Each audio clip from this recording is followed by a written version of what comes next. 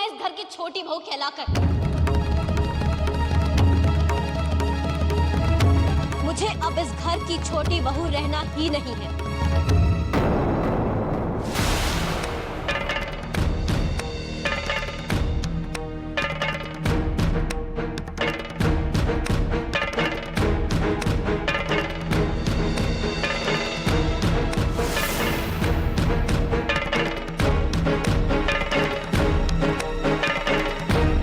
मुझे इन सब फालतू जिम्मेदारियों से मुक्ति चाहिए। परेशान हो गई हूं मैं।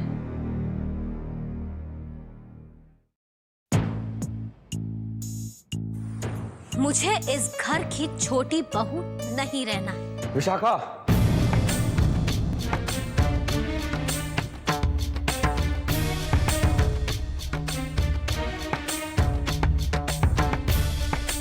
ये सब क्या है? वही जो आप सुन रहे हैं।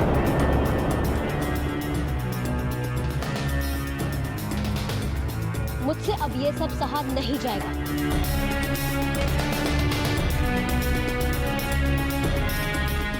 छोटी बहू, किसी ने कुछ कहा क्या? किसी के कहने या ना कहने से कोई फर्क नहीं पड़ता। बस करो विशाखा।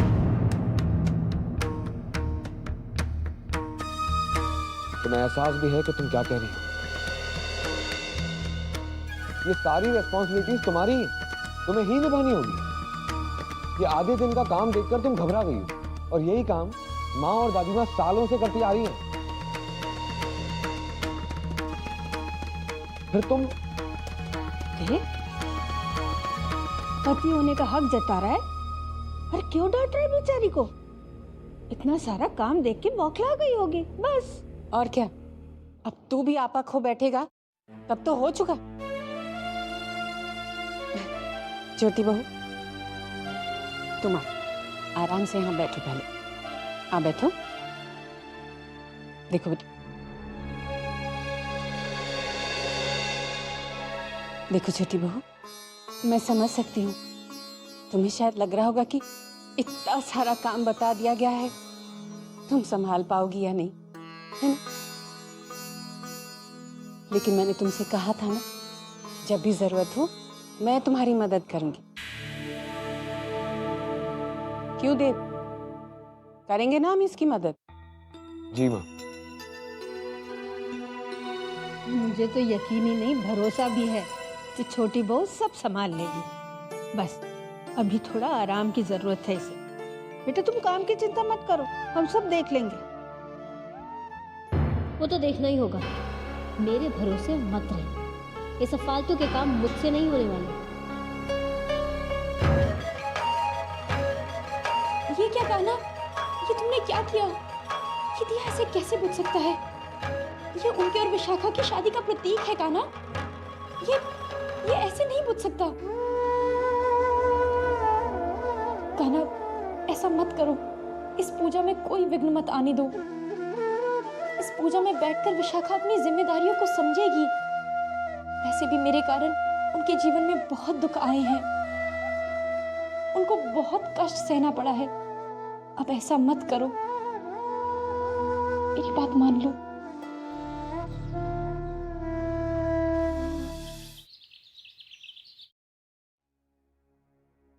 बेटा अब तुम थोड़ी देर लेट जाओ, आराम कर लो। चाहो तो गुलाब जल में रुई भिगोकर अपनी आंखों पर रख लो, आराम मिलेगा उससे। पूजा में तो अभी देर है, जब तुम्हारी जरूरत होगी मैं तुम्हें बुलवा लूंगी, ठीक है?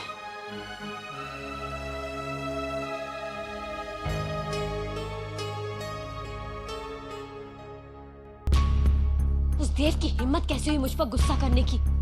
समझता क्या है वो अपने आप को? मुझे जैसे चाहेगा वैसे चला लेगा। सोचता है उसका गुस्सा देखकर मैं उससे डर जाऊंगी और उसकी हर बात मानूंगी। नो मिस्टर देव, ऐसा कुछ भी होने वाला नहीं। पूरा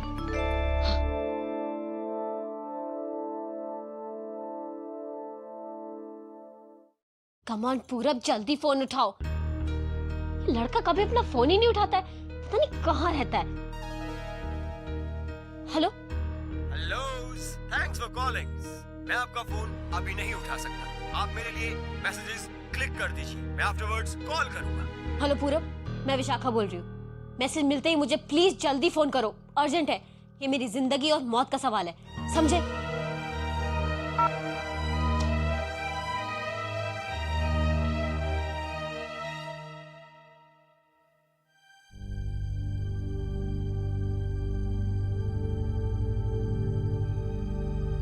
जाओ जाओ जल्दी।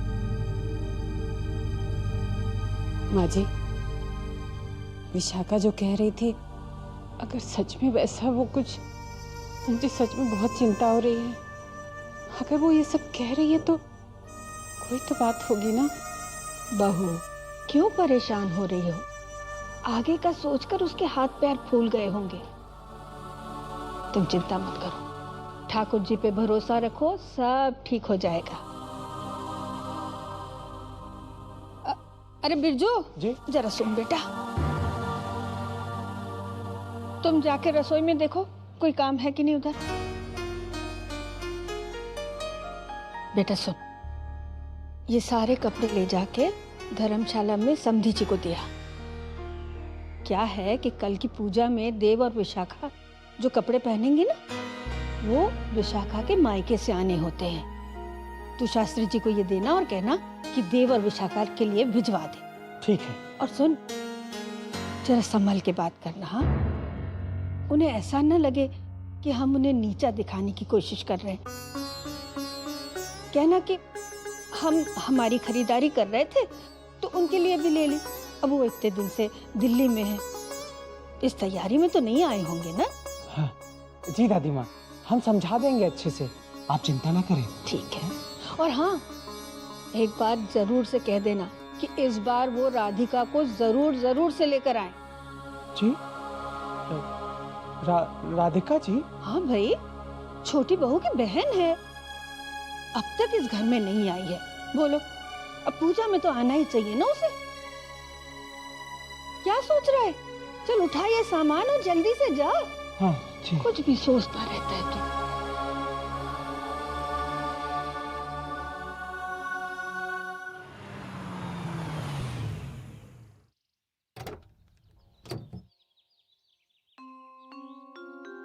दादी माँ ने इतना जोर देकर कहा है कि राधिका जी को तो आना ही है।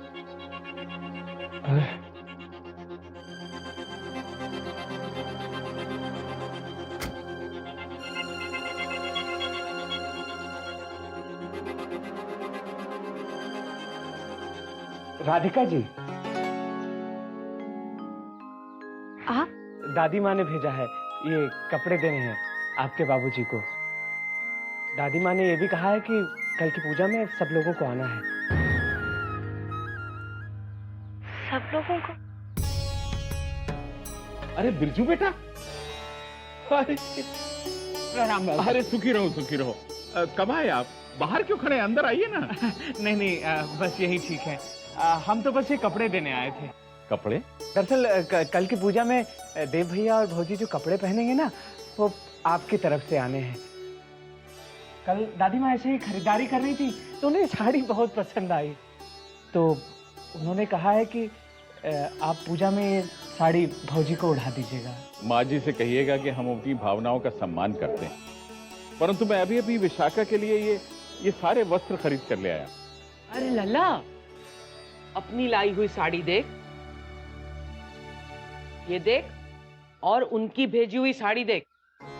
अब तोरी पोती बड़े घर की बहू है, सूती साड़ी पहनकर पूजा में बैठेगी तो भली लगेगी का? अरे माँ, मैं रेशम की साड़ी ले आता हूँ, परंतु इस तरह से समझाने से कपड़े लेना। ये साड़ी ऊकी ददिया सास ने भेजी है, रख ले, पैसा बाद में दे दियो। अरे उनका भी मन रह जाएगा और तोरा भी। ठीक है, जैसा आप उचित समझे।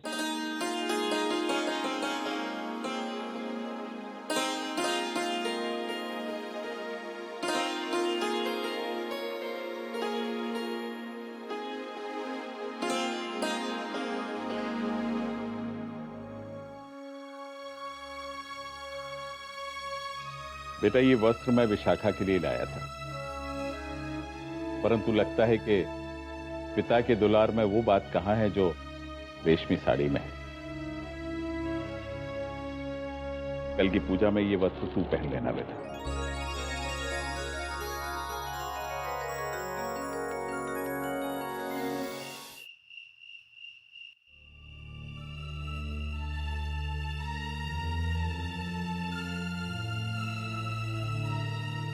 बहू, छोटी बहू सो रही हो?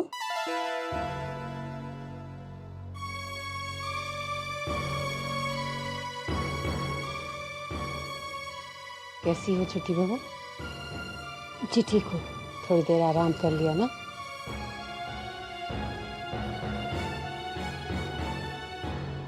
बेटा, वो कल की पूजा के लिए प्रसाद बनाना है। ये एक विशेष प्रसाद होता है, इसे बनाने में बहुत वक्त लगता है बेटा, इसलिए ना रात से ही प्रसाद बनाना शुरू कर देंगे।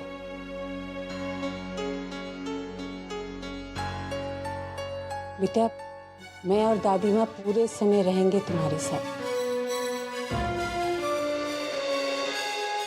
लेकिन बेटा, प्रसाद बनाना तुम्हें ही पड़ेगा।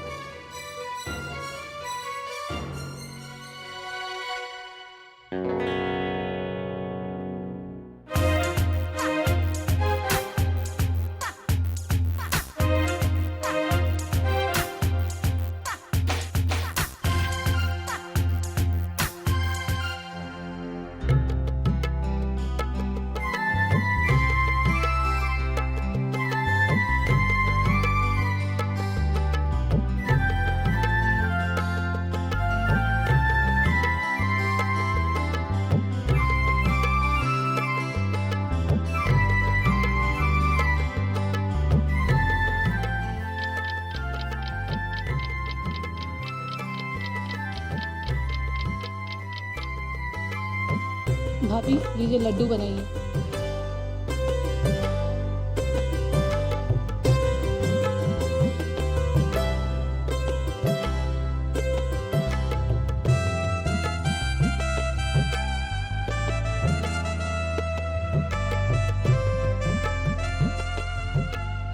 हो गया छोटी बहू? देखो तो कितने अच्छे से हो गया सब कुछ। अच्छा बेटा, 3 बज गए, जाकर स्नान कर लो। ब्रह्म मुहूर्त की आरती का समय हो गया है। ताई जी, एक काम करते हैं, हम भी जल्दी से नहा कर आ जाते हैं। ये बूंदियां तो तली गई है और ये लोग लड्डू भी बना रही है ना? हाँ, जा जा जल्दी चल बेटा।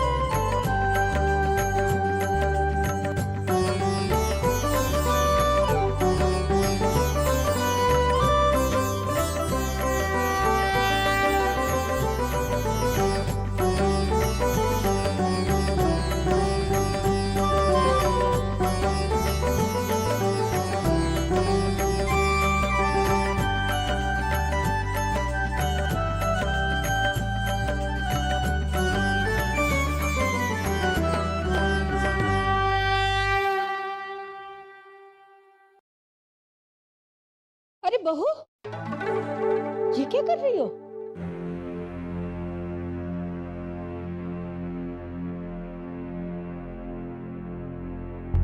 पानी मत पीना बेटा। क्यों? इस पानी में कोई गड़बड़ी है क्या? भूल गई? पंडित जी ने कहा था आज तुम्हारा निर्जला व्रत है, इसलिए पानी मत पीना। रख दो। आओ, चल।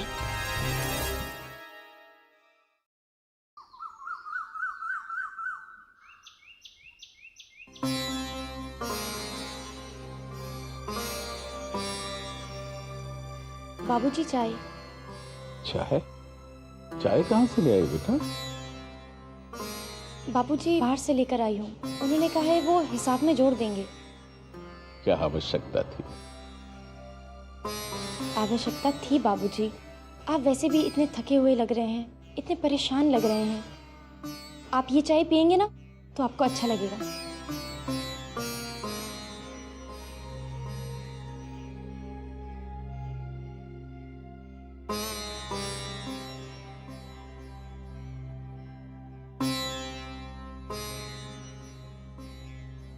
बाबूजी, आप विशाखा को लेकर चिंतित हैं ना?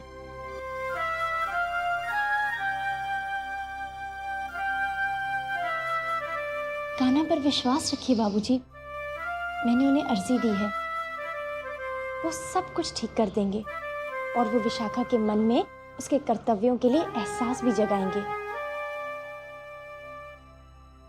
तेरी सुनते हैं कान्हा? बिल्कुल। और वैसे भी बाबूजी, विशाखा थोड़ी मनमौजी है, वो धीरे धीरे समझने लगेगी और अपनी जिम्मेदारियां भी निभाएगी। उसे थोड़ा सा वक्त दीजिए बाबूजी। ठाकुर जी यदि तेरी तरह विशाखा को भी ये समझ देते तो कितना अच्छा होता। दायित्वों की बात तो दूर, उसे तो विवाह का महत्व ही समझ में नहीं आया। पर जैसा तूने कहा, कान्हा पर विश्वास तो करना ही होगा। चिंता तो मुझे ये सोच सोचकर होती है बेटा कि कहीं उसे ये सारे रीति रिवाज और परंपराएं बोझ न लगने लगे। ऐसे क्या कठिन होते हैं रिवाज बाबूजी? कठिन तो नहीं बेटा, किंतु विस्तृत अवश्य होता है। पूरे अनुष्ठान की एक विधि होती है। यह अनुष्ठान लगभग विवाह के समान ही होता है। सबसे प्रथम दुग्ध स्नान करना पड़ता है, उसके पश्चात पैरों में आलता लगाया जाता है और फिर पत्नी का नववधू की तरह श्रृंगार किया जाता है और उसके पश्चात पत्नी मायके से आए हुए वस्त्रों को धारण करती।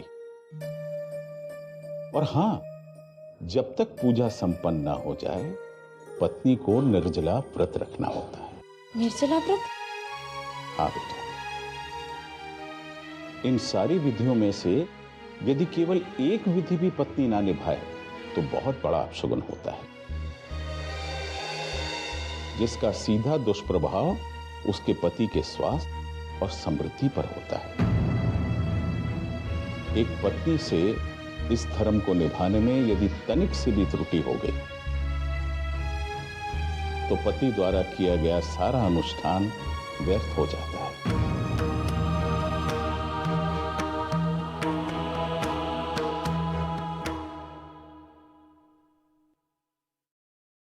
छोटी बहू, तुम यहाँ हो, मैं तुम्हें हर जगह ढूंढ रही हूँ। आओ जी, आजा आजा।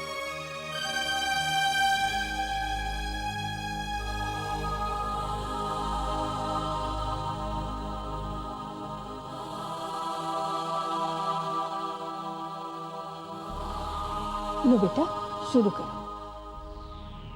इन सबको मुझे दान देना है? हाँ बेटा, तुम दोनों पति पत्नी मिलकर इन सबको दान दोगे। जी अच्छा।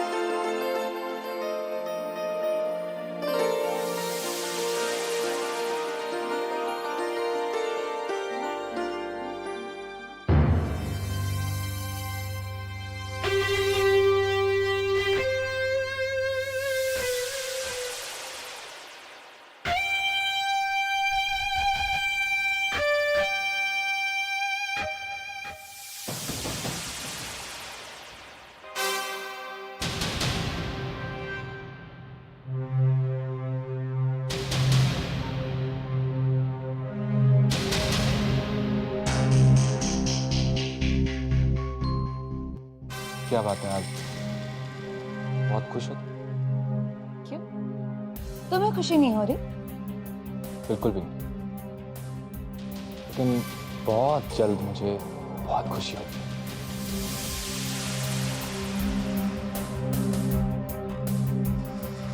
जिस दिन देव अपनी राज पुरोहित की गद्दी संभाल नहीं पाएगा और वापस अमेरिका चला जाएगा,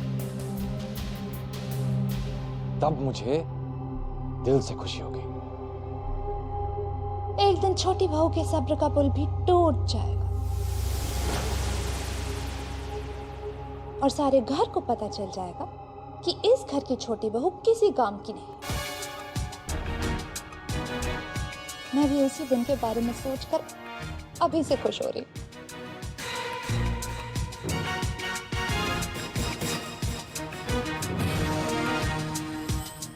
जब तुम राज पुरोहित बनोगे तब मेरी खुशी दुगनी हो जाएगी।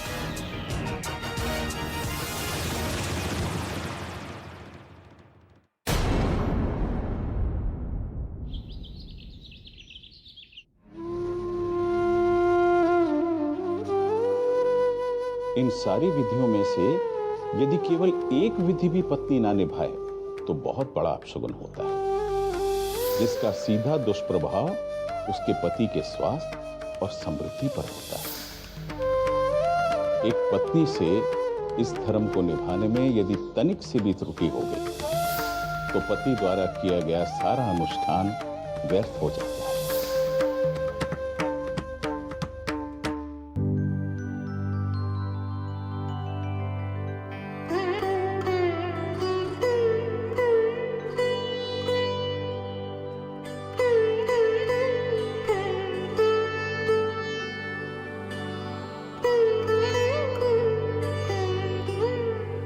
आज के बाद मैं राज पुरोहित कहलाऊंगा बाबूजी।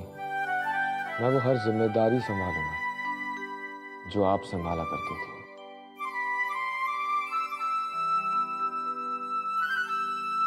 बस आशीर्वाद दीजिए बाबूजी, पूजा अच्छे से हो जाए, कुछ गलत ना हो।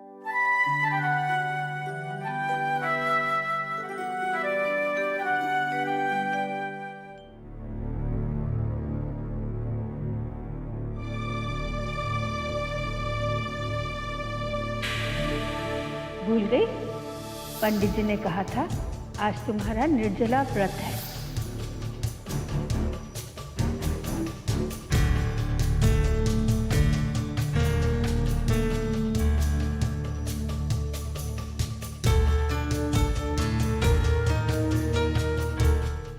नहीं, मैं ये नहीं होने दूंगी। मेरे जीते जी मैं अपने पति पर कोई आंच नहीं आने दे सकती। मैं अपने पूरे धर्म निभाऊंगी कान्हा। मैं उनके साथ पूजा में नहीं बैठ सकती तो क्या हुआ? मैं यहाँ बैठकर सारे संस्कार, सारी रीतियां, सारी रस्में निभाऊंगी। किस्मत ने भले ही मुझे उनकी पत्नी कहलाने का अधिकार ना दिया हो कान्हा, लेकिन मैं अपना पत्नी धर्म जरूर निभाऊंगी। उनकी पत्नी होने के नाते पूजा संपन्न होने तक मैं निर्जला व्रत रखूंगी।